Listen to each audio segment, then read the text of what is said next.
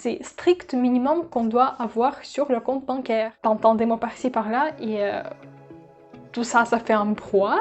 Et surtout quand tu parles pas la langue, ça fait peur. Pour ne pas stresser, il faut avoir de l'argent. Si toi, tu es un étudiant ou une étudiante en terminale ou à la fac ou dans les autres études supérieures et tu veux faire tes études à l'étranger après, cette vidéo est faite pour toi. Je suis une étudiante étrangère en France et je suis venue ici quand j'avais 18 ans, toute seule. Et j'ai de quoi te raconter par rapport à toutes ces procédures un peu difficiles à suivre. Si cette vidéo peut aider au moins une personne d'éviter les erreurs que moi j'ai faites, je serai déjà contente. Qu'est-ce qu'il faut savoir avant de partir faire tes études à l'étranger? C'est parti! Prépare ton séjour en avance et anticipe. Si toi tu veux partir sans stress, même si c'est pas possible, entre nous c'est pas du tout possible, disons tu veux partir avec le moins de stress possible, il faut anticiper. Je crois que le moment avant d'arriver en France, et déjà le moment de mon arrivée en France, et un peu après mon arrivée en France, étaient vraiment les moments les plus stressants de toute ma vie. Et mon système nerveux était vraiment endommagé par ces moments-là. Et d'ailleurs, si tu veux que je partage un peu mon expérience, je te raconte par rapport à mon arrivée en France, quelles étaient les galères, les difficultés à travers lesquelles je devais passer. Dis-moi ça en commentaire et peut-être je vais faire une vidéo à part par rapport à ça. Si ça peut, encore une fois, aider quelqu'un à éviter des erreurs que moi j'ai faites et un peu partager mon expérience. Parce que quand j'étais encore dans mon pays natal, je cherchais des témoignages comme ça et j'en trouvais pas beaucoup. Du coup, je le filme parce que potentiellement ça peut aider quelqu'un. Je sais qu'on ne peut pas tout prévoir, mais c'est déjà mieux de savoir à peu près où tu vas et à quoi t'attendre. Bien sûr, toujours à peu près. Et comme ça, tu vas éviter un peu de mauvaises surprises. L'anticipation aussi, ça consiste à vérifier l'université, à étudier les trucs, l'information, toutes les informations disponibles par rapport à l'université où tu veux être inscrit ou inscrite. Et aussi, il faut toujours vérifier les prérequis qu'on te demande avant de faire une inscription. Dans mon cas, c'était une inscription préalable que je fais sur une plateforme qui s'appelle Campus France. C'est à peu près comme Parcoursup, mais pour les pays qui sont hors l'Union européenne. Et c'était, si je me trompe pas, c'était un dossier blanc que j'ai rempli. Oh là là, c'est quoi tout ça? Je vais t'expliquer. L'inscription préalable, ça veut dire qu'en étant encore une élève de terminale, j'ai déjà commencé à préparer mon dossier pour être prise et inscrite à l'université en France pour du coup la première année des études supérieures. Et j'ai commencé à recueillir tous les documents qu'on me demandait en novembre, remplir tous les formulaires et passer surtout les tests de la langue, vers lequel je vais revenir un peu plus tard.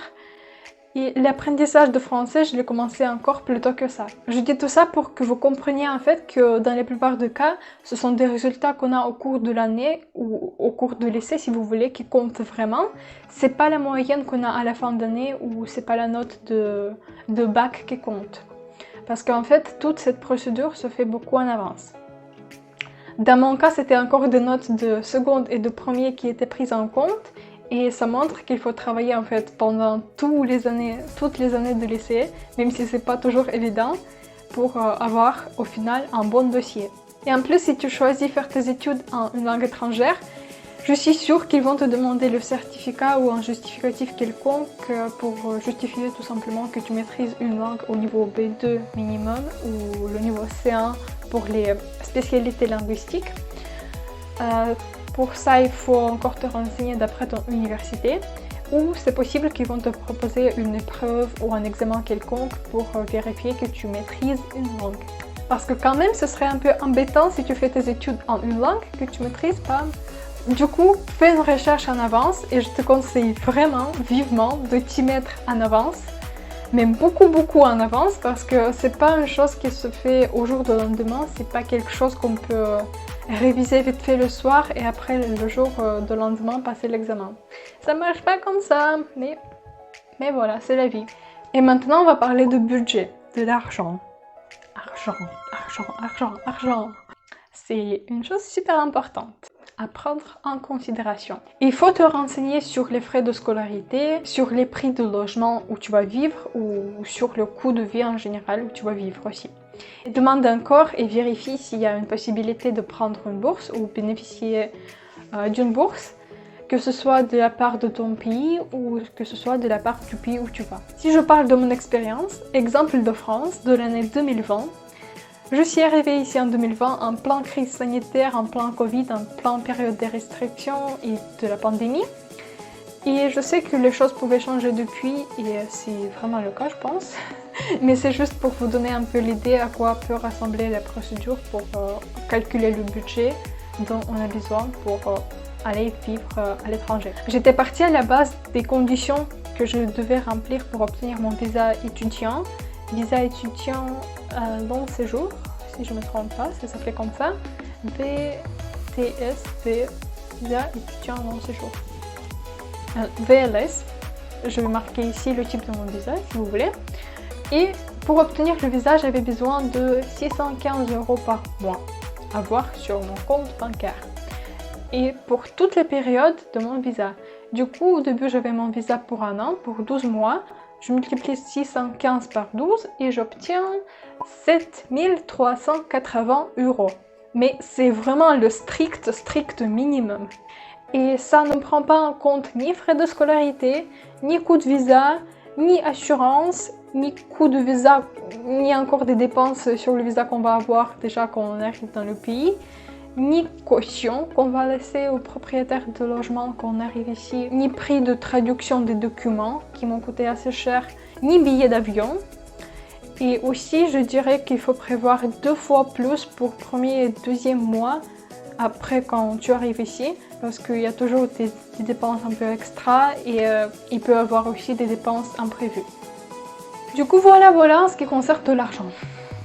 Bien sûr, après tu peux travailler, tu peux encore gagner de l'argent, tu vas avoir peut-être des virements sur ton compte et tout.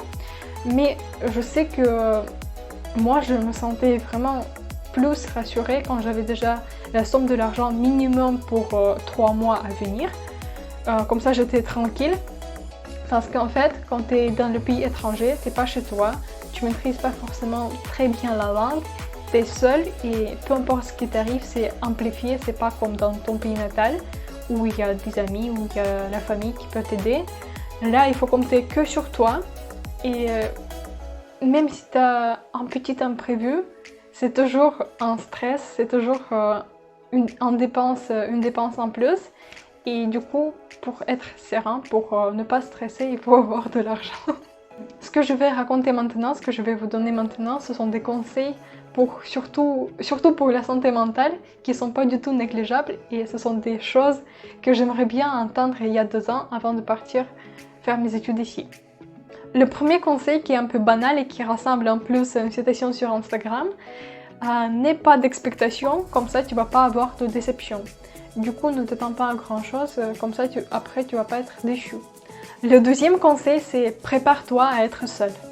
Je sais que c'est l'opposé de ce qu'on peut penser quand on parle de partir faire tes études à l'étranger, parce que en fait c'est pas toujours comme dans les séries. On n'est pas toujours entouré par les gens, par les amis, on n'est pas toujours en train de faire les fêtes, etc. C'est pas toujours le cas. Il y aura sûrement les moments où ta famille, tes proches, tes amis vont te manquer et il faut être prêt pour ça. Il faut savoir que ça peut arriver, c'est normal.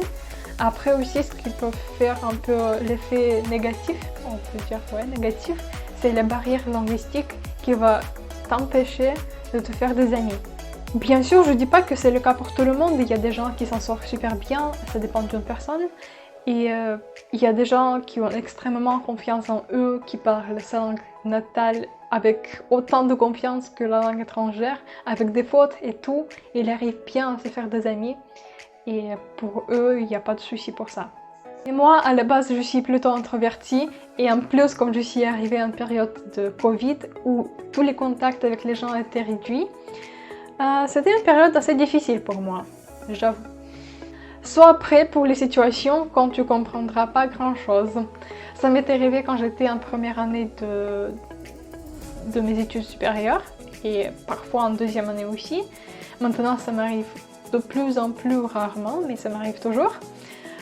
C'est par exemple quand je suis avec mes potes à la fac et on parle de quelque chose et il y a plusieurs gens qui parlent en même temps et en plus les gens s'interrompent entre eux et parfois c'est difficile à suivre la conversation.